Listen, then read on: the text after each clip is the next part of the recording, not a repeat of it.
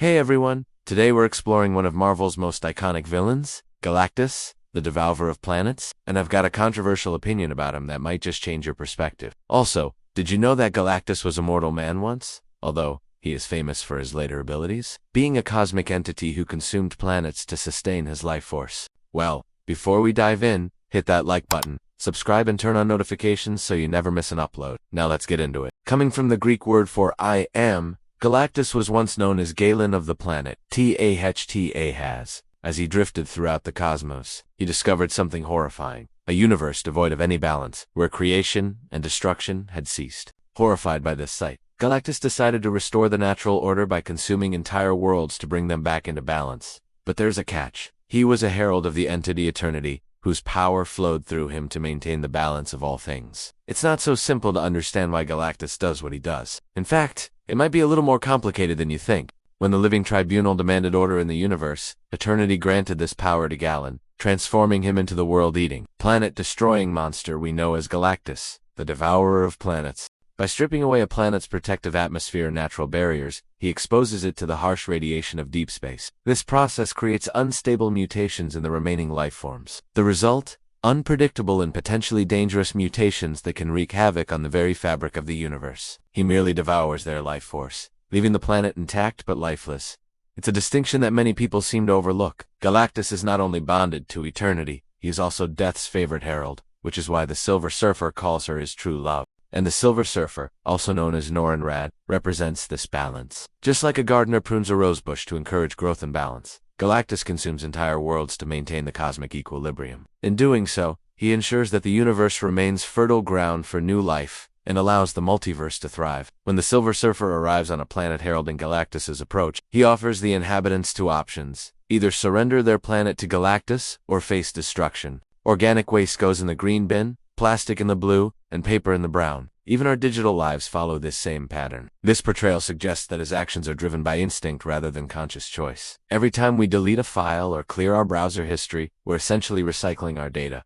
Now, I know some of you are still not convinced. That's kind of like what Galactus has, except instead of a GPS system, it's an intuitive sense of cosmic balance. Each planet that Galactus consumes becomes a part of his vast energy reserves, sustaining him until he finds his next meal. Let's shift our focus to the Silver Surfer for a moment here. One of the most iconic heralds of Galactus, whose story holds even more fascinating revelations about the Devourer of Worlds. He was a member of the race known as the Heralds of Galactus. Those were the beings who voluntarily served as messengers and advanced scouts for Galactus, the Devourer of Worlds. If Galactus is not in control of his actions, who is? Accepting this arrangement, Galactus bestowed upon Norrin a portion of his power, granting him the ability to manipulate cosmic energy, allowing him to shape and harness various forms of energy.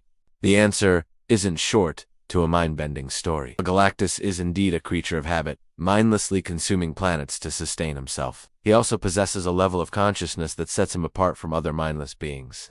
The Silver Surfer can only do what he can do because of his connection to the Galactus. Who knows what the future might hold for the Silver Surfer and the power cosmic? Only time will tell what the future brings to this iconic Marvel hero. So here's a fun question for you. Do you think Galactus will ever become an ally to the heroes of the Marvel Universe? Let us know in the comments below.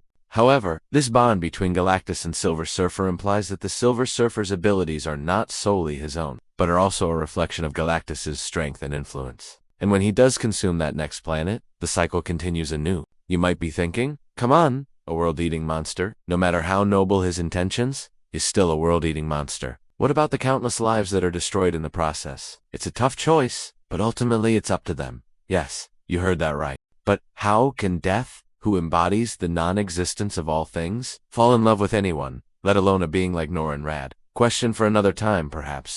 But it kind of explains the origins of every mutant in the X-Men.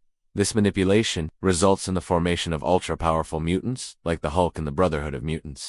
And although these developments pose a significant threat to the well-being of the universe, they also serve a greater purpose in maintaining balance. So I'm sorry, Red, Sue, Johnny, and Ben, but you've actually been fighting an anti-hero all along. It's as if Galactus has a built-in GPS system that directs him to the worlds that need to be balanced, ensuring the smooth functioning of the multiverse. Similarly, the Brotherhood of Mutants, despite their controversial methods, have played a pivotal role in shaping the X-Men and mutant society. He's intricately connected to the abstract entities of the Marvel Universe.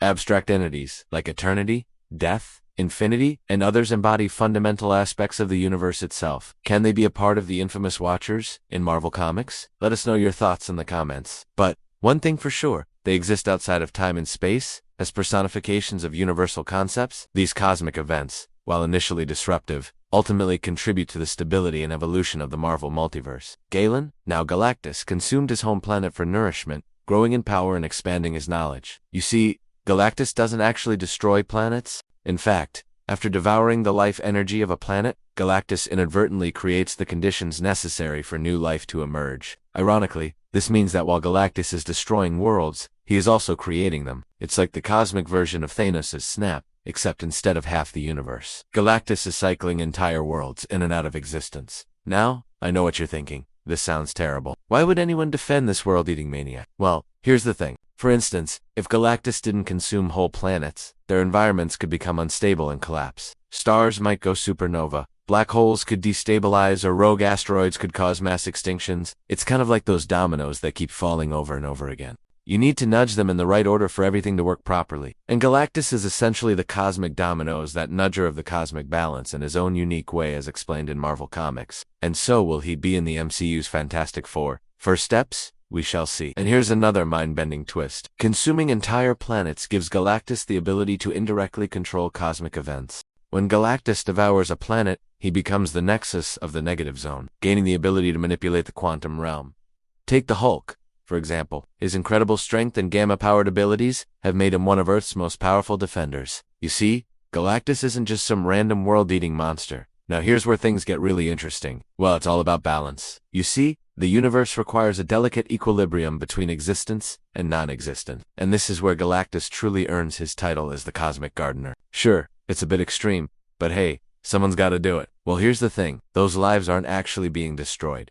They're merely being recycled. It's kinda like those really satisfying recycling bins where everything has its place. But wait, it gets even weirder. Despite his immense power and importance to the balance of the multiverse, Galactus has been portrayed as a mindless destroyer in many stories. However, this apparent lack of free will raises a troubling question. This level of consciousness is so unique that it can only be described as an intuition that guides him towards the necessary planets he must devour. Imagine a world where your GPS knew exactly which roads to take to avoid traffic and lead you to your destination in record time. So while Galactus may not have free will in the traditional sense, he does possess a highly specialized form of consciousness that drives him to maintain the delicate equilibrium of the multiverse. We've seen how Galactus shapes the universe and its inhabitants. The Silver Surfer, originally named Norrin Rad, hailed from the planet Zenla. When Galactus approached Zenla, threatening to consume it, Norrin Rad offered himself as a herald in exchange for his planet's safety. This power, known as the power cosmic, enables the Silver Surfer to perform feats such as manipulating matter at a subatomic level,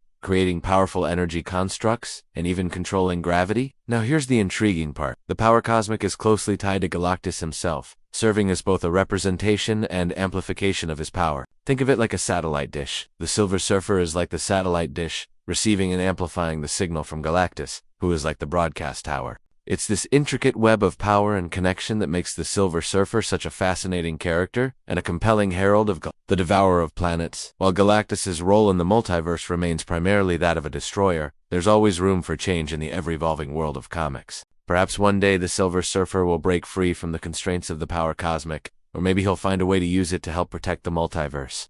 If you've made it this far, you're clearly a true fan of Galactus, the devourer of planets, and don't forget to show your support. We've got lots of videos coming your way, and your support helps us keep making them. Thanks for joining us on this journey through the multiverse. Until next time, stay true and keep questioning the balance.